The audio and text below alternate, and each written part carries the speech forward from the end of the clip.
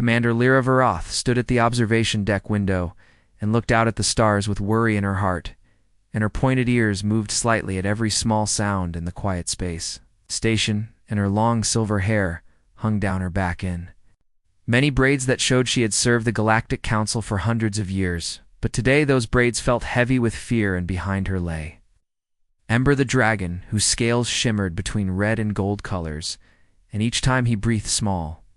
clouds of smoke rose toward the air vents, and his huge head rested on his claws with golden eyes half closed but still watching everything carefully, because they had been partners for 200 years and were more connected by ancient magic that let them feel each other's thoughts and emotions. And Ember could sense that his rider was deeply troubled about something important. He'd been standing there for hours, watching the empty space where human ships used to patrol in 3 months ago. Humanity had left the Galactic Council without giving any explanation or making any demands or even sending a warning message, and they had simply packed up all their research stations and called back all their military fleets and moved away beyond the outer edges of known space. And the last message from humans had been strangely polite and formal, and it came from someone named Katie Brennan, who was their final ambassador to the Council. And after that, there was only silence from human territory. Lyra whispered to herself that they were gone, and every human station and outpost and colony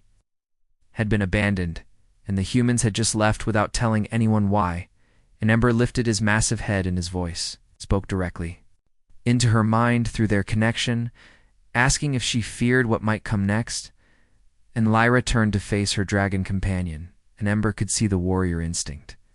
burning bright in her violet-colored eyes. The council members were celebrating the human departure, and they thought humanity was weak and had run away because they could not compete with the older and more advanced civilizations in the galaxy. But Lyra had read the secret histories that were locked away in the forbidden archives, and she knew what humans were capable of doing when they were pushed into a corner or felt threatened by enemies. And she told Ember that humans did not retreat from battles, but instead they moved to better positions to fight from a sound chimed through the observation deck, and Lieutenant Kane Redwood appeared on the holographic display screen, and the younger elf looked very pale and worried, and he told Commander Lyra that they were receiving a strange transmission from deep space beyond the Terminus Rift, and the signal had human encryption codes, but something about it seemed wrong, and the encryption was military grade, but it was broadcasting openly as if the humans wanted everyone to hear the message. Lyra felt her heart beat faster and told Kane to play the message for her to hear, and static filled the air around them. And then it changed into a clear voice that belonged to a woman, who spoke with a calm tone and had an accent that marked her as coming from the northern territories of Earth. And the woman said her name was Captain Melissa Hayes of the Terran Deep Reconnaissance Fleet, and she was sending a warning to any council vessels that might be receiving the transmission. And the message said they were approaching restricted space, and what humans had built out there was not meant for other species to see, and she warned them to turn back while they still could. And this was their only warning before the message ended abruptly. The silence that followed pressed down on the observation deck like a heavy weight, and Ember asked through their mental link what kind of threat the warning implied, and what were the humans trying to protect or hide from the council. And Lyra began working on her command panel and pulled up star charts of the region, and the Terminus Rift was an area of space that had been marked as too dangerous for colonization because it was filled with gravitational problems and radiation storms, and the council had decided centuries ago that it was a dead zone not worth exploring. Lyra wondered out loud what the humans could possibly be building in such a dangerous and remote location. And then another message appeared suddenly on every screen at the same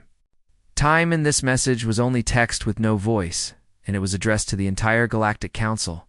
And the message said that humans had left to spare the Council from what was coming next, but if the Council insisted on seeking answers, then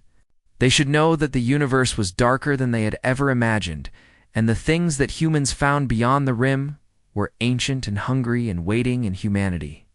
had departed to stand between the Council species and those terrible things. And if anyone crossed the Terminus Rift, they would understand why humanity learned to fight not with honor, but with desperation. and the message was signed by Commander Lisa Grant of the Terran Defense Initiative Lyra, read the words 3 times, and felt her blood turn cold like ice water, and she said aloud that humans did not leave because they were weak, but because they had found something terrible out there. And Ember growled low and deep, and the vibration traveled through the metal deck plating, and he said that now humanity was fighting that terrible thing alone without help from anyone the elf.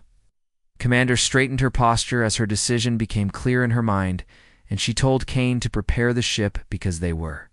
going to follow the humans and find out what they were really doing, and Kane warned her that the council would call her a traitor for disobeying orders and leaving her assigned patrol zone. But Lyra said she did not care what the council thought, and her hand rested on the scaled neck of Ember, and she could feel his heartbeat match with her own rhythm, and she said that if humanity was fighting something so terrible that it made them abandon the council, then they needed to know what that threat was, because if the humans failed to stop it, then that darkness would come for the council species. Next, Ember finished her thought by saying that the darkness would find everyone eventually, and as they prepared to leave the station, Lyra pulled up one final file from the human archives, and it was a file she had discovered buried under many layers of security encryption, and it contained a myth or legend from ancient Earth's history about humanity's first contact with something beyond their understanding, and humans had called these beings the visitors from the deep dark, and the file ended with a single line written by a human archaeologist named Claire Matthews, who wrote that humanity was never alone in the universe, but they just did not realize that some neighbors were best left undisturbed and not contacted. Lyra closed the file and looked at Ember with determination, and she said that whatever the humans were protecting the council from must be bad enough that humanity, which was a species that had never backed down from any fight, had chosen to face this threat alone rather than risk letting other species learn the truth about what was out there. And the dragon's eyes blazed with fierce determination, and he said they would stand with humanity whether the humans wanted their help or not. The space station, called Mirror's Edge, began moving and started its approach toward the terminus rift, and Lyra knew in her warrior heart that whatever answers were waiting in that darkness would change the entire galaxy forever, and deep inside she suspected that the quiet departure of humanity was not an ending of their relationship with the council, but instead it was the opening move in a war that had already begun without anyone realizing it, and she felt both fear and excitement at what they might discover. The ship that Lyra took was called Silverwind, and it was built for long-distance travel and speed rather than heavy weapons and fighting. And the crew had 12 elves, who all volunteered immediately when she explained the mission, even though they knew there would be serious consequences for leaving their assigned duties, and they were all veterans who had fought beside human soldiers during the Krellian Wars 20 years ago. And they understood what Lyra believed, which was that humanity would not abandon their allies without a very good reason. Mamber stayed in the cargo bay, which had been reinforced with extra strong materials, because his body was too massive to fit in the normal crew quarters, and through their mental bond Lyra could feel his restlessness as they flew closer to the terminus rift. And dragons were ancient creatures who lived for thousands of years, and Ember had been alive for 3 major galactic wars, but even he had never encountered anything that made an entire species retreat from. Known space navigator Quinn Harper sat at the helm controls, and her fingers moved quickly across her control panel as she adjusted their flight path to account for the strange gravity distortions ahead, and she called out that they were approaching the boundary marker now, and Lyra stood at the center of the bridge in her command chair, which connected directly to the ship's computer systems, and she ordered all crew members to combat readiness and told them to raise shields to maximum power, and she wanted all sensor arrays on full sweep, checking every spectrum of energy. The main view screen showed the boundary marker, which was just a simple beacon broadcasting the Council's standard warning about unstable and dangerous space, and beyond that marker, the stars seemed to shimmer and twist as if reality itself came uncertain at the edge of mapped territory, and Quinn counted down from 3 to 2 to 1, and the Silverwind crossed past the marker, and immediately every alarm on the bridge started screaming warnings. Quinn shouted that there was gravitational shear hitting their port side, and she was trying to compensate for it. And the ship shook violently and threw crew members hard.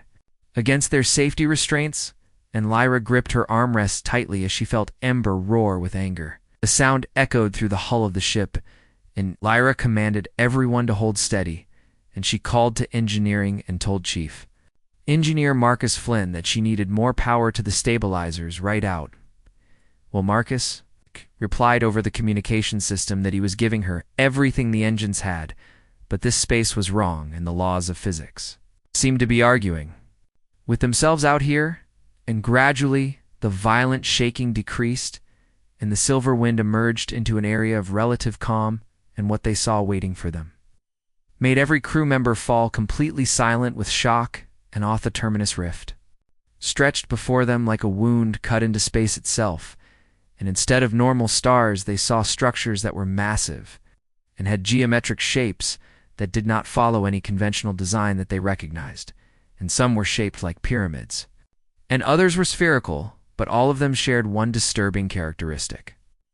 which was that they seemed to exist in multiple dimensions at the same time, and their edges kept blurring and reforming as if someone was viewing them through moving. Waterquin breathed out softly and asked what in the names of their ancestors were these things, and Nathan Cross, who was the tactical officer, ran his scarred hands over the threat assessment controls and said that those were not natural formations, and they were not human-built either, and the materials were reading as older than the council itself, and some of these structures were older than the elven homeworld, which meant they had existed for billions of years. Lyra felt Ember pressing his consciousness against hers and sharing his ancient perspective, and the dragon communicated that he had seen ruins like these before a very long time ago on a dead world at the edge of the galaxy, and his mother had told him they were tombs, but not for dead beings, but rather for things that could not be allowed to wake up and become active again. HL ran down Lyra's spine, and she ordered the crew to scan for human energy signatures because the humans came out here for a reason, and the sensors swept across the region, and within minutes they found what they were looking for, which was a small fleet of human vessels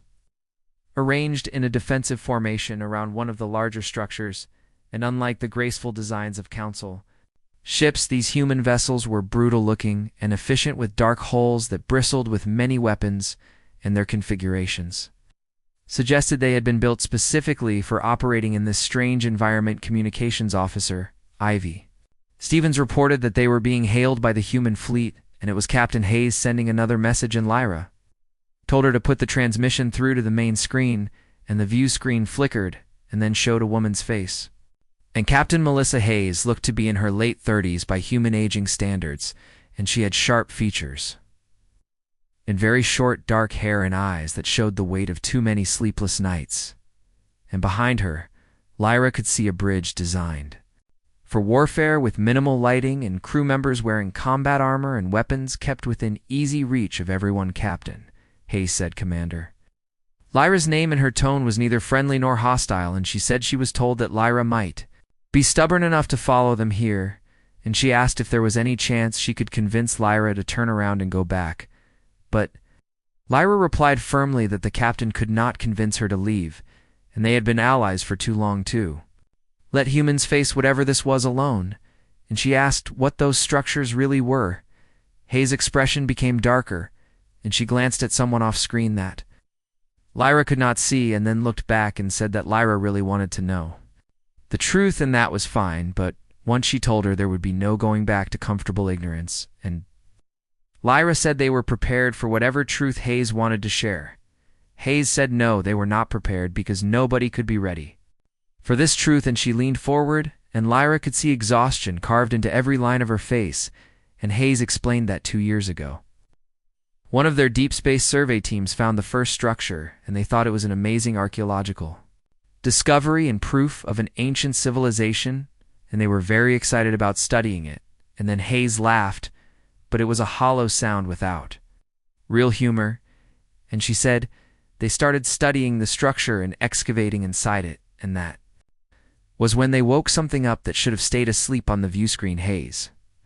pulled up holographic images that showed the interior of one structure with vast chambers filled with machinery that seemed to grow like plants rather than being built, and it was a fusion of organic and mechanical parts, merged into something completely alien, and Hayes continued by saying, "These were not tombs like they first thought, but instead they were prisons, and the things locked inside them were beyond normal understanding." Hayes paused to choose her words carefully, said they were older than any species in the Council, and they existed before the current galactic cycle and before the stars that everyone knew were even born, and the best human scientists called them conceptual entities, which meant they were beings that existed partially in this dimension and partially in other dimensions, and they fed on consciousness itself and on thought and minds. Sember surged forward in Lyra's mind with sudden terrible recognition, and he communicated one word, which was devourers, and he said they were the ancient enemy that his kind had fled from long ago, back when dragons first learned to fly between worlds, and they were sealed away by civilizations so old that their names had been completely forgotten by history. Lyra shared this information with Hayes, whose eyes widened with surprise, and she asked if Lyra's dragon knew about these creatures, and Lyra explained that dragon lore and knowledge went back further than most species' recorded history, and if Ember's kind had encountered these things and chose to run away, then they were as dangerous as Hayes was suggesting, or possibly even worse. Hayes said worse, and gestured to change the image to show a human research station, but the station looked wrong, with walls that twisted at impossible angles, and the people inside moved in stuttering, jerky motions as if they were not quite real anymore, and Hayes explained this was Research Station Gamma with 15 people, and they lost contact 3 months ago. And when they sent a rescue team, they found this horror, and the entity inside the nearest structure had begun feeding on the researchers and consuming their thoughts and their identities, and by the time they pulled the survivors out, 5 of them could not remember their own names anymore, and 2 more went into catatonic states, unable to respond to anything, and Hayes swallowed hard before continuing that the rest were changed forever, and they see things now that are not there, or maybe things that are there, but existing in a different spectrum of reality that normal people cannot perceive. Lyra said with sudden understanding that this was why humanity evacuated their entire sphere of territory, and they did not retreat from the Council, but rather they retreated to prevent spreading this contamination to other species, and Hayes confirmed this was exactly right, and explained that these structures and prisons were scattered throughout the Terminus Rift, with hundreds of them and maybe thousands, and they were all. The battle continued for 6 hours before the last of the Devourers was forced back into its prison, and the cost was clear to see, because Ember lay exhausted in the cargo bay of the Silverwind, with his scales looking dull and lifeless in smoke rising from his nostrils in weak puffs instead of the normal strong flames, and Lyra sat beside him with one hand on his massive head, and she could feel his heartbeat slowing down to a more normal rhythm through their mental bond. Lyra spoke softly to him in the ancient elven language and told him to rest because he had earned it after such a fierce battle, and Ember replied with a faint mental voice that it had been centuries since he faced an enemy worthy of his full strength, and these Devourers reminded him why his ancestors feared the darkness between stars. So much a message signal chimed on Lyra's personal communication device, and it was Captain Hayes requesting a face-to-face meeting aboard the human flagship, which was called the TDS Night Watch, and Lyra accepted the invitation and told Nathan Cross to maintain defensive positions around their ship while she was away visiting the humans. The shuttle ride across the empty space between ships gave Lyra time to process and think about everything she had witnessed during the battle, and the Devourers were not creatures in any normal sense of the word, but instead they were more like wounds cut into reality itself, and there were gaps where the laws of nature broke down completely, and something else leaked through from another dimension, and killing them was impossible because they could only be contained and pushed back and sealed away again. And from what she had seen, the seals were failing across dozens of structures throughout this region. The Night Watch was much larger than she expected, and it was a dreadnought class vessel that was bigger than even the Council command ships. But where Council vessels were designed with beauty in mind and had graceful lines and artistic decorations, the Night Watch was pure function and purpose,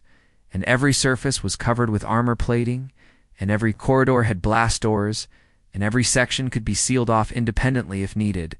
And this was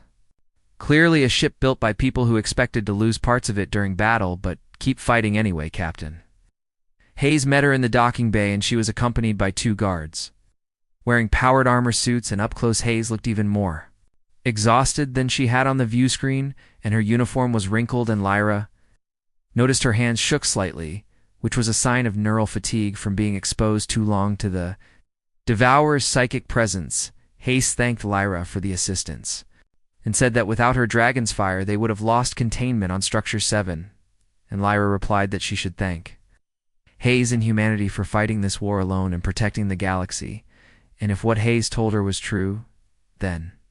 they had been defending everyone without any recognition or support from the Council. Hayes said that recognition was the last thing they wanted, and she gestured for Lyra to follow her through corridors that were full of activity with human crew members everywhere, including technicians adjusting weapons and scientists analyzing data on screens and soldiers practicing combat drills. And Hayes explained that if the Council knew the real scope of this threat, they would either panic completely or refuse to believe it. In either way, humanity would lose precious time. They did not have. They entered a secure briefing room where several other humans were waiting, and Hayes made introductions, and there was Admiral Patricia Monroe, who was the overall commander of the Terran Deep Reconnaissance Fleet, and Dr. Laura Kim, who was the chief scientist studying alien biology, and there was someone who surprised Lyra, which was Ambassador Katie Brennan, who was the woman that had formally withdrawn humanity from the Council. Lyra said she did not expect to find the ambassador on a military vessel, and Katie Brennan was a small woman in her 50s with graying hair and a diplomatic smile that did not reach her tired eyes, and she asked where else would she be, because her job was to manage humanity's relationships with other species and right. Now that meant managing their absence from the Council, and she asked Lyra how long it took for the Council to notice humans were gone. Lyra admitted it took 3 days, and celebrations started almost immediately after, and Brennan's smile turned bitter, and she said, of course they celebrated, because the Council had always seen humanity as upstarts who were too aggressive and too unpredictable, and they were probably relieved when humans left. And she asked if anyone wondered why humanity departed. Lyra said quietly that she wondered because she had fought beside human soldiers before, and she knew they did not retreat without a very good cause. And Admiral Monroe leaned forward with her weathered face looking stern, and she said then, Lyra was smarter than most Council members, and she would be blunt about the situation, and they needed Lyra's help, but accepting it would put her and her crew in danger that went beyond just physical combat. And she explained that prolonged exposure to the Devourers caused psychological problems, and they had lost 15% of their personnel to what they called conceptual contamination. And affected people started seeing things that existed outside normal space-time and hearing voices and frequencies that should not carry sound, and some of them changed and became something other than what they originally were. Dr. Kim pulled up holographic brain scans and explained that the Devourers did not just feed on consciousness, but they rewrote it and changed it. And they were infectious at a conceptual level, and Lyra's dragonfire drove them back because dragon essence was primordial and fundamental to reality in a way that made it resistant to corruption. But Lyra herself and her elven crew were vulnerable, and every hour spent near these structures increased the risk of contamination.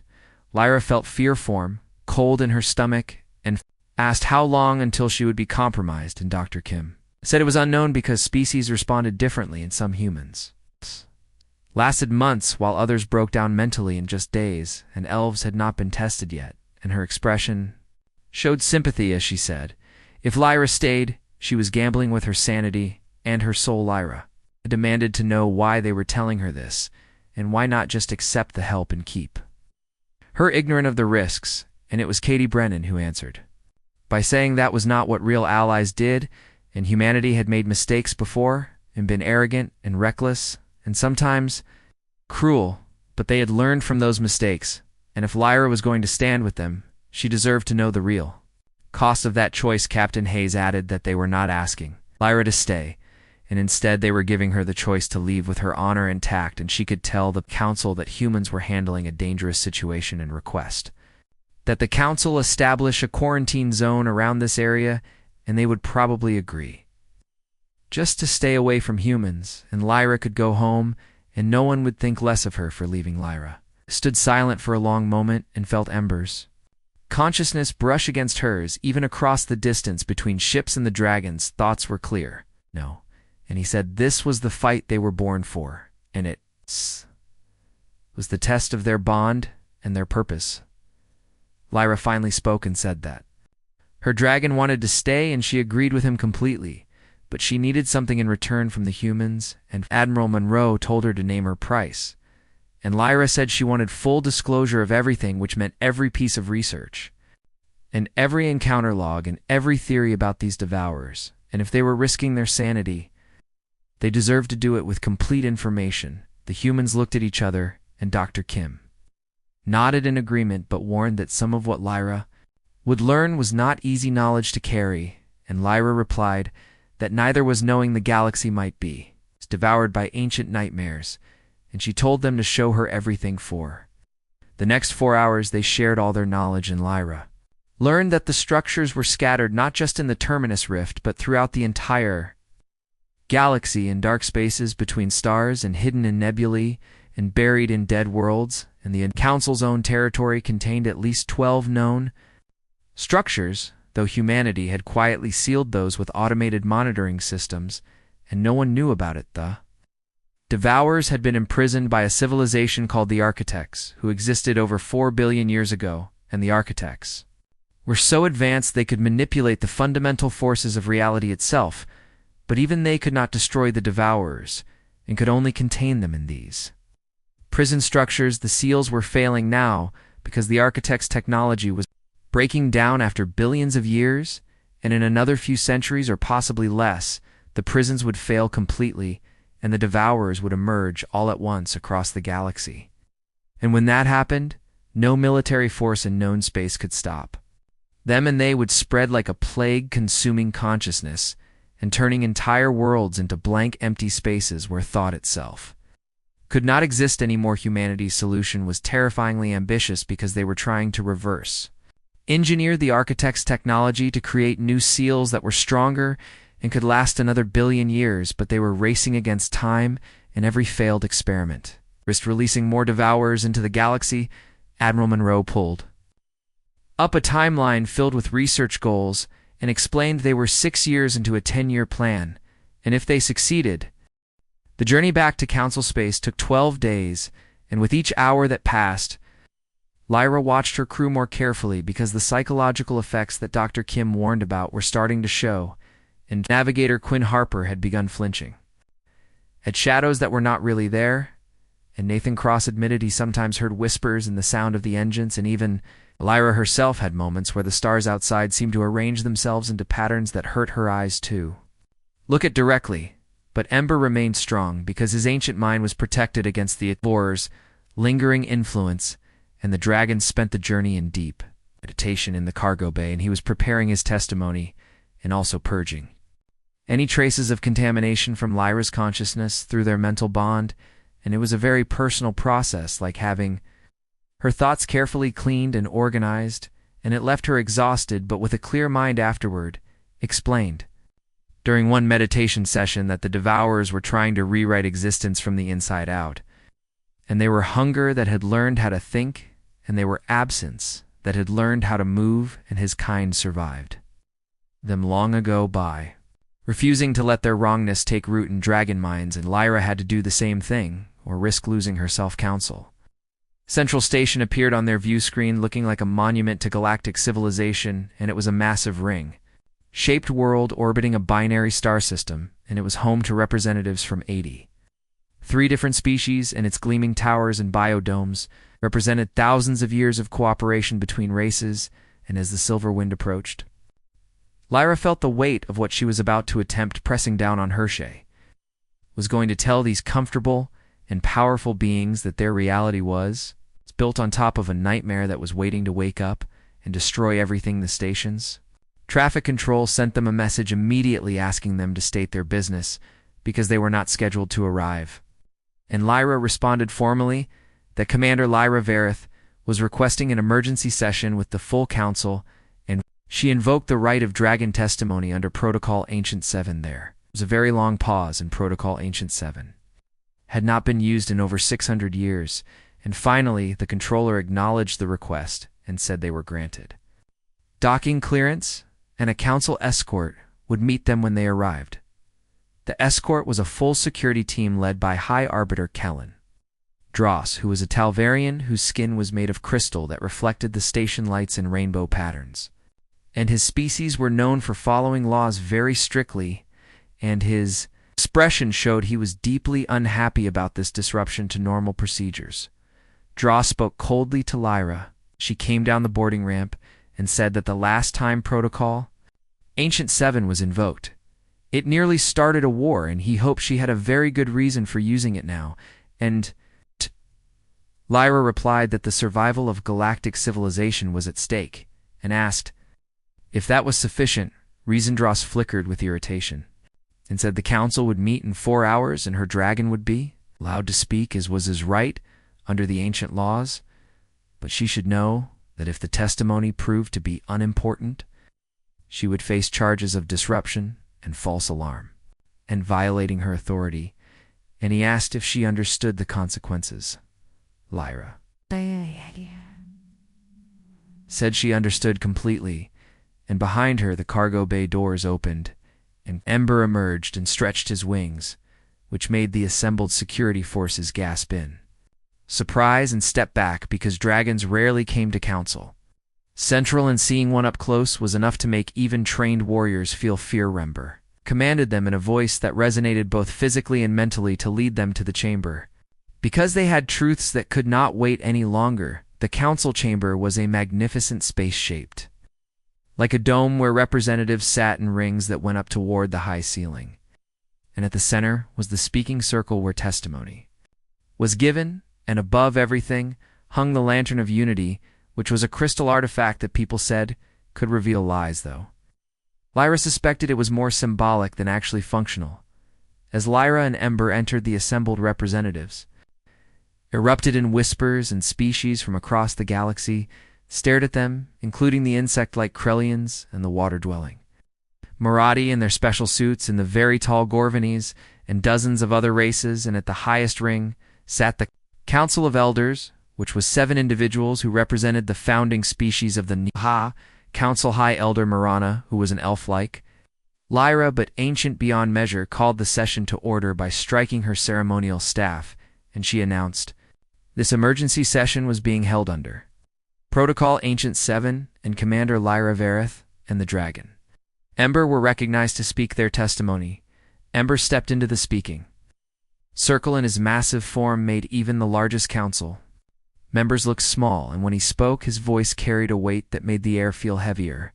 as if reality itself was listening closely. Ember began by addressing the honored council and saying he had lived 3,000 years and seen civilizations rise and fall, and watched species learn to travel among stars, and witnessed wonders beyond counting,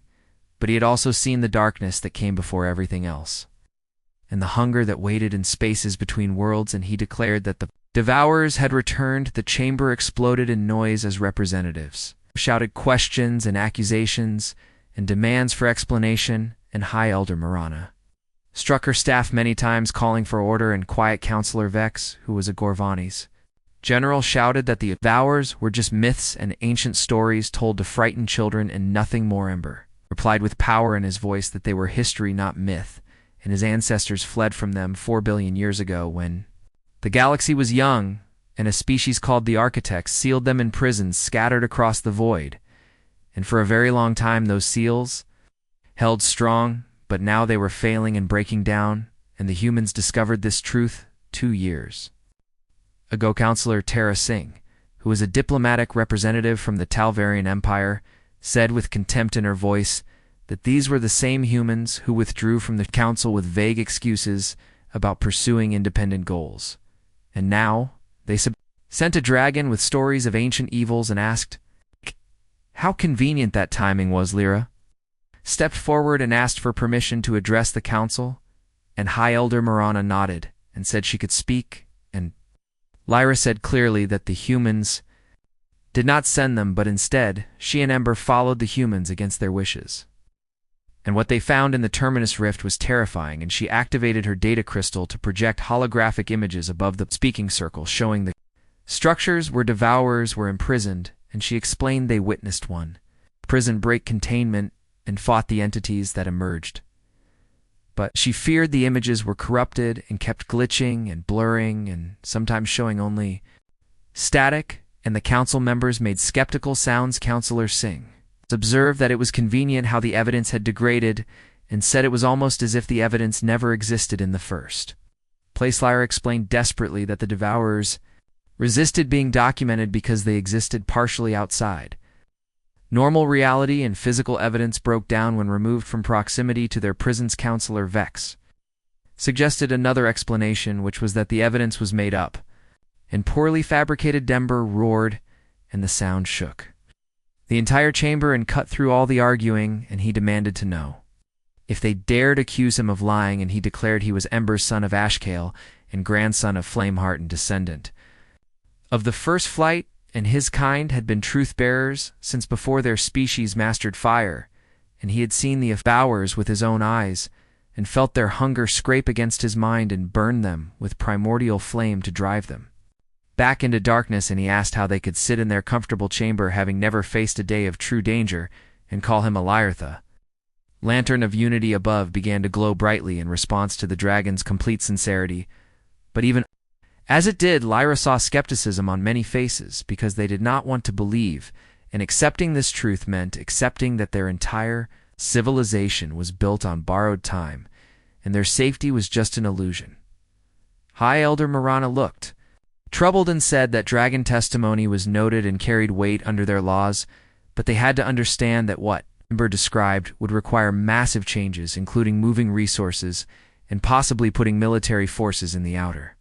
rim and cooperating with humans who had already chosen to leave the council, and the implications were enormous. Ember demanded to know if those implications were more important than extinction itself. Counselor Singh insisted they needed proof beyond corrupted holograms and ancient legends, and they needed something concrete that could be verified by their own people. And ideas struck Lyra, and she made a desperate suggestion that they should come with her and send a delegation to the Terminus Rift to see for themselves what was really happening. The chamber fell completely silent, and finally Counselor Vex spoke and asked if she was really asking them to go into unstable space based on human claims. Lyra shot back that she was asking them to open their eyes to a threat that did not care about politics or pride, and the humans had been fighting. The Unity's reach came out of faster-than-light travel at the edge of the Terminus Rift, and the council delegation saw their first glimpse of humanity's war, and the sight made even Counselor Singh fall completely silent with shock. 3 human battleships formed a defensive triangle around structure 12, and their hulls were covered with scars from repeated battles, and smaller vessels moved between them like schools of fish carrying supplies and rotating crew members and evacuating wounded soldiers, and beyond them the structure itself pulsed with that sick and wrong light that made Lyra's eyes hurt to look at it directly. Felix Warren, who was the council's lead scientist, said in amazement that the energy readings were impossible because that structure was putting out more power than a dozen stars combined, but it was not generating any heat, and he asked where all the energy was going. Captain Hayes' voice came over the communication system, and she said the energy was going nowhere or everywhere because the devourers did not follow the normal laws of thermodynamics, and they consumed energy and matter and meaning itself, and they produced nothing in return except absence and void. And her voice sounded exhausted and ragged because clearly the situation had gotten worse since Lyra left. Lyra asked urgently what their status was, and Hayes replied that structure 12 SEAL had failed completely 4 days ago, and they had been fighting constantly around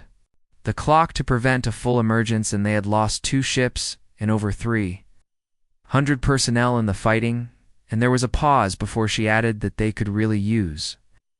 Lyra's dragon right about now. Through their mental bond, Lyra felt Ember's battle hunger surged like fire, and the dragon was already moving toward the launch bay before she could even speak a word. High Elder Marana commanded that all delegation members must remain aboard the Unity's reach, and they would observe. Only in her ancient face looked grave as she spoke, and Lyra said with respect that Ember needed to join the fight because those were real people dying out. Theramirina replied that Lyra's dragon could go, but she and all council personnel must stay on the ship to observe safely. Lyra wanted to argue, but Ember's mental voice stopped her, and he said Marana was being wise and he should do this alone, while Lyra stayed to help the council members understand what they were seeing. The dragon launched from the bay, and his massive body accelerated toward the human fleet with grace that came from thousands of years of flying. And Lyra watched through the view screen as he approached Structure 12, where shapes were emerging from the prison, and they were devourers. And there were dozens of them, which was more than the array had ever seen, gathered in one place. Then Ember roared, and primordial fire filled the empty void of space with blazing light. The effect was immediate and dramatic, because where the devourers had been formless and barely visible, Ember's flame forced them into full existence and made them solid enough to be targeted by weapons in the human ships. Opened fire with everything they had, and for a few precious moments the tide of battle turned in their favor. Dr. Warren said the word incredible while his instruments recorded everything. And he explained that the dragon's fire was acting as a dimensional anchor that forced the entities into their reality. But he asked how that was possible. To Kim, who had been invited aboard to brief the council scientists, explained that dragon essence was fundamental to the structure of space-time itself, and the earliest dragons were born in the first moments. The universe began when physics was still deciding what rules to follow, and they were woven into reality at a level the devourers could not corrupt or change. Counselor Singh stared at the battle unfolding before them, and her crystal features reflected the flashes of weapons fire and dragon flame, and she said quietly that this was real, and all of it was real, including the structures and the entities and the war, and humanity had been fighting this alone for years. A new voice spoke and said, "Not entirely alone," and a Canther ship appeared as it decloaked nearby, followed by a Vryn cruiser, and representatives from both species appeared on the view screen. And there was Commander Zara of the Canther, whose scaled features were set in grim determination, and Navigator Prin of the Vryn, whose multiple eyes blinked in sequence. Commander Zara spoke respectfully to High Elder Marana and said she was pleased the Extensal had finally joined them, because they had been coordinating with the humans for 18 months, ever since their people discovered Structure 38 in the Canther region of Space Navigator. Prin added that they found Structure 9 near their homeworld, and the humans had warned them about it and shared their research and taught them containment procedures, and the humans saved countless Vryn lives when they had no obligation to help. Counselor Singh turned to face the High Elder and said that 3 species had discovered these threats independently, and all came to the same conclusion, and the evidence could not be denied anymore. High Elder Marana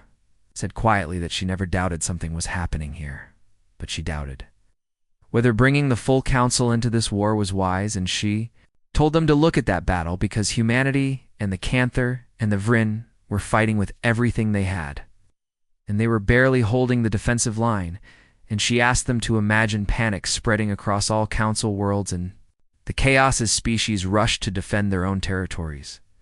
while abandoning collective security. And she described the political problems and resource hoarding and breakdowns in cooperation that would follow. Lyra felt cold understanding wash over her, and she said that Marana was telling them the council could not unite against this threat, and they were better off leaving it to the few species who could work together. Effectively, Maran replied that she was saying the council was a bureaucracy designed for peacetime politics and not for existential warfare. But perhaps she paused, and her ancient eyes gleamed with calculation, and she said,